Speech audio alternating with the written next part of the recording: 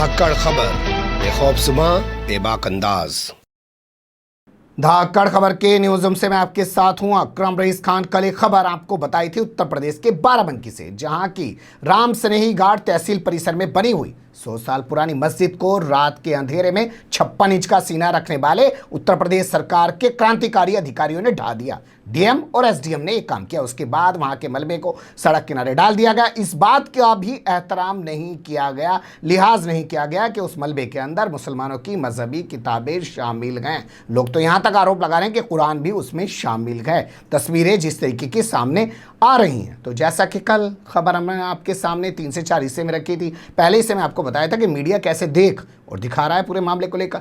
इसके अलावा दूसरे हिस्से में आपको बताया था कि प्रशासनिक अधिकारी क्या कह रहे हैं, क्या उन्होंने बयान दिए हैं, किस तरीके के उनके बयान को देखा समझा जा सकता है। उसी तरीके से आज 3 से 4 हिस्से में आपके सामने खबर रखेंगे। पहले हिस्से में बताएंगे मीडिया कैसे देख और दिखा रहा है, दूसरा हिस्से में आपको बताएंगे कि आखिर इस पूरे मामले को लेकर किस तरीके की राजनीतिक बयानबाजियाँ गतिविधियाँ सामने आ रही हैं, और खबर के आखिरी हिस्से में आपको बताने की कोशिश करेंगे आखिर ये मस्जिद क्यों तोड़ी गई है और तोड़ने के पीछे जो वो सोच है या कानूनी जो चीज़ है वो किस लिए जो है और किस तरह से काम करती है। लेकिन मुझे लगता है खबरों की शुरुआत करें, 2 चीज़ें आपके सामने रखना ज़्यादा बेहतर होगा। एक तो ये कि कई पत्रकारों से मैंने बात की, इतनी दहशत है वहाँ के पत्रकारों में, वो जाके वहाँ के प्रशासन के सामने वहाँ के कवरेज करने को भी तैयार नहीं है। जी हाँ, एक दहशत का माहौल है जिससे बात करिए कि सब हम नहीं कर सकते। हम व्हाट्सएप पर जवाब तक देने से डर रहे हैं वहाँ पत्रकार। आप सोचिएगा कि किस तरीके का वहाँ पुलिस और प्रशासन ने भय व्याप्त कर रखा है। इसके अलावा दूसरा पॉइंट ये है कि इस पूरे मामले को लेकर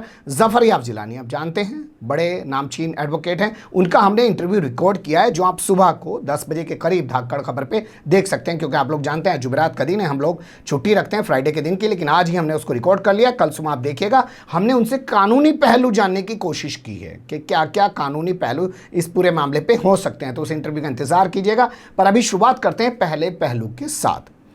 तो पहले पहलू में 2 वेबसाइट और या यूं कहें 2 न्यूज़ चैनल या अखबार का हाल आपके सामने रखना चाहता हूं। जैसे सबसे पहले आप ये देखिए, नव भारत टाइम्स ग्रुप का बड़ा अखबार है। ये लिखता है कि बाराबंकी में गिरा दी गई 100 साल पुरानी मस्जिद, जानिए पूरा सच। ये इसने हेडिंग दी और बाद में सब हेडिंग देते हुए लिखता है कि बिहार और बंगाल के कुछ संदिग्ध लोग रह रहे थे, जिनसे पूछताछ की गई तो वो यहाँ से फरार हो गए, उनके दस्तावेज सही नहीं निकले।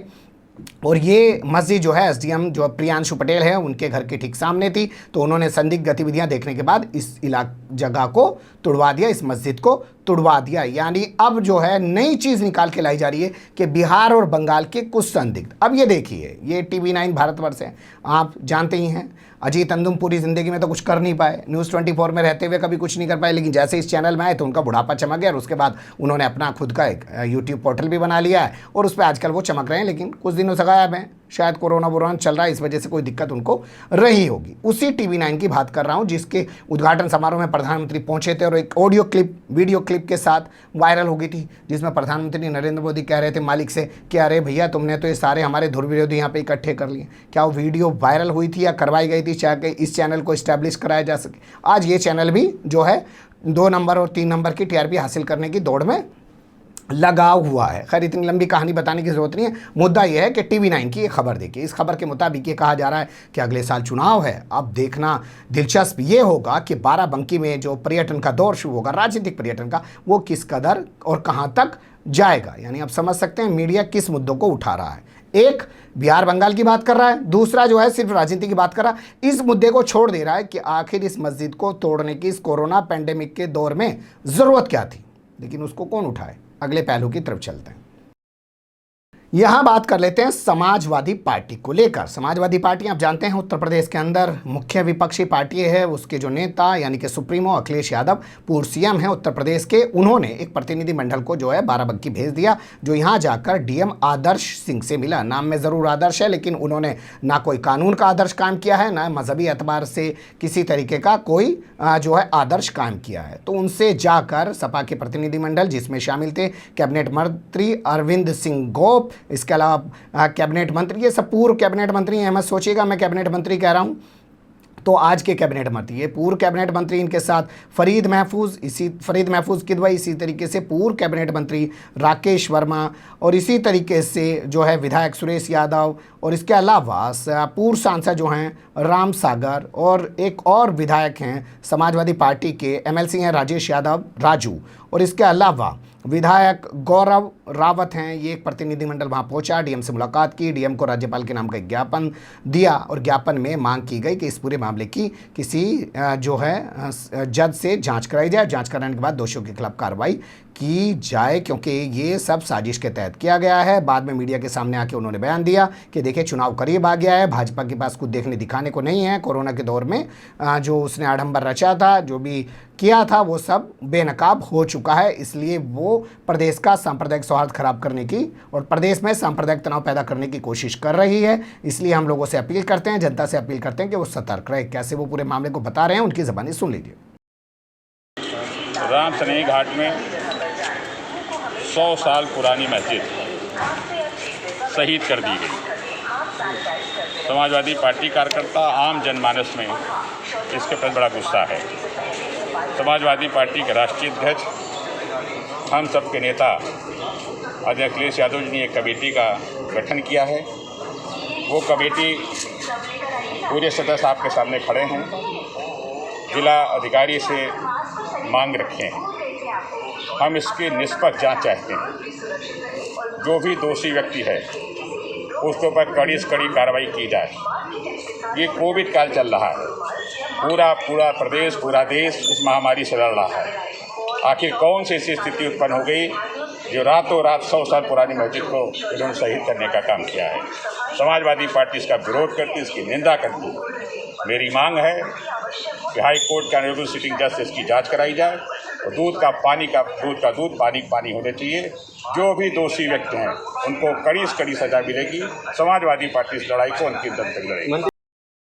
यहाँ बात कर लेते हैं कांग्रेस की और आज़ाद समाज पार्टी की। तो पहले बात कांग्रेस की। तो कांग्रेस के प्रदेश अध्यक्ष हैं अजय कुमार लल्लू, विधायक भी हैं, उनके साथ PL पूनिया, और उनके साथ जो है शाहिद नसीमुद्दीन सिद्दीकी, ये तमाम लोगों का एक जो प्रतिनिधिमंडल है ये जा रहा था मस्जिद परिसर को देखने के लिए, लेकिन इन्हें वहाँ नहीं जाने दिया। इन्हें रास्ते में ही रोक दिया गया। आप तस्वीरों में देख सकते हैं कैसे इनको रोक दिया गया, लेकिन हर चंद कोशिश करने के बाद भी ये वहाँ तक नहीं पहुँच पाए, इनको वापस लौटा दिया। इस पूरे मामले को लेकर कैसे कांग्रेस के नेता अपनी बात रख रहे हैं और पूरे मामले की सिटिंग जज से जाँच कराने की और कार्रवाई करने की दोषी अधिकारियों के खिलाफ मांग कर रहे हैं, और मुख्यमंत्री आदित्यनाथ योगी को संविधान का पाठ पढ़ा रहे हैं। सुन लीजिए। के बल पे, गोली के बल पे, तो वही रहा। अभी बताइए। चलिए हम लोग चल रहे हैं, जरा दिखा दीजिए स्थल। अभी डेलीगेशन को अलाउ नहीं किया जाता। आप जो करें वो ठीक, नहीं आप जो करें वो ठीक, हम जो देखें वो गलत।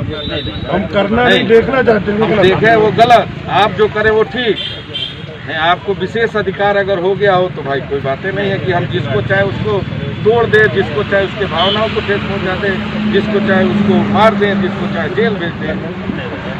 नहीं, आपको विवेकाधिकार क्या है? ये कैसी तो है। ऑक्सीजन तो दे नहीं पा रहे हैं, वेंटिलेटर इलाज तो किसी का करा नहीं पा रहे हैं। कर्मचारी, अधिकारी और लोग मर रहे हैं। जब 133 में ये अधिकारी नहीं है तो हम तो वो बात कहेंगे, फिर वो बात कहने की अभी बात ही नहीं है। तो क्या अधिकार है, क्या नहीं अधिकार है, हम वहाँ पे जाकर के देखना चाहते हैं। उसमें आप बाधा उत्पन्न तक न करें, कृपया हाथ जोड़ के विनती है। कोई वायलेंस नहीं होगा, शांति नहीं। सुन लिया। इसी क्रम में आप जोड़ सकते हैं, ये ट्वीट मैं आपके सामने रख रहा हूँ, चंद्रशेखर आज़ाद का है, और उसमें उन्होंने कहा है कि इस कृत्य की जितनी भी निंदा की जाए उतना कम है, या यूं कहें कि ये कृत्य बहुत ही निंदनीय है। उन्होंने CM से ऐसे अधिकारियों के खिलाफ सख्त कार्रवाई करने की मांग की है, यानी कि वो भी इस पूरे मामले को लेकर आवाज़ उठा रहे हैं। अब चलते हैं खबर के उस हिस्से की तरफ जिसमें आपको ये जानना चाहिए कि आखिर ये मस्जिद तोड़ क्यों दी गई। तो देखिए, यहाँ दो चीज़ें आपको समझने की ज़रूरत है, एक कानूनी तरीके से, दूसरे राजनीतिक तरीके से। पहले बात कर लेते हैं राजनीतिक तरीके से। आपको पता है सरकार बुरे तरीके से घिरी पड़ी है, उसके पास कुछ है नहीं बचने को। बंगाल में उसने शाम, दाम, दंड, भेद तमाम घोड़े दौड़ाने के बाद भी ज़मीन उसकी वहाँ तैयार नहीं हो पाई। तो उसे लग रहा है कि जो बंगाल में हुआ है अगर वही उत्तर प्रदेश के अंदर दोहराया गया 2022 में, तो 2024 में जीतना आसान नहीं होगा। क्योंकि आप जानिए ये कि ये वो उत्तर प्रदेश है जहाँ से प्रधानमंत्री, जहाँ से राष्ट्रपति, जहाँ से तमाम भारतीय जनता पार्टी के ज़्यादातर वो विधायक, जैसे रक्षा मंत्री यहीं से आते हैं, तमाम लोग ज़्यादातर मंत्री यहीं से आते हैं। तो अगर ऐसे यहाँ पे ज़मीन नहीं बच पाई तो होगा क्या। तो अभी आपने पंचायत चुनाव का हाल देख लिया कि अयोध्या के अंदर जिला पंचायत में बीजेपी हारी, बनारस में बीजेपी हारी, और इसी तरीके से जहाँ जहाँ भी ये धर्म के नाम पे राजनीति करते हैं उन तमाम जगह पे बीजेपी हारी है। तो लग यही रहा है कि 2022 की अभी से ज़मीन तैयार की जा रही है। ये इसका एक राजनीतिक पहलू है, क्योंकि आप जानते हैं धर्म के आधार पर सारी चीज़ें खप जाती हैं, दब जाती हैं। अब दूसरा कानूनी पहलू समझ लीजिए। तो कानूनी पहलू ये समझ लीजिए, सीधा सीधा सा आप देसी भाषा में जान जाएंगे कि अगर बाबरी मस्जिद आज वहाँ पे खड़ी होती ना, तो सुप्रीम कोर्ट का जो 9 नवंबर 2019 को फैसला आया वो फैसला नहीं आता। वो फैसला सिर्फ इसलिए आया क्योंकि वहाँ बाबरी मस्जिद नहीं थी। मामले को निपटाने के लिए सुप्रीम कोर्ट ने कहा कि हम आर्टिकल 142 जो हमारे पास एक तरीके से वीटो पावर है उसका इस्तेमाल कर रहे हैं, और हम कहते हैं भाई मस्जिद तो कहीं और बना लो।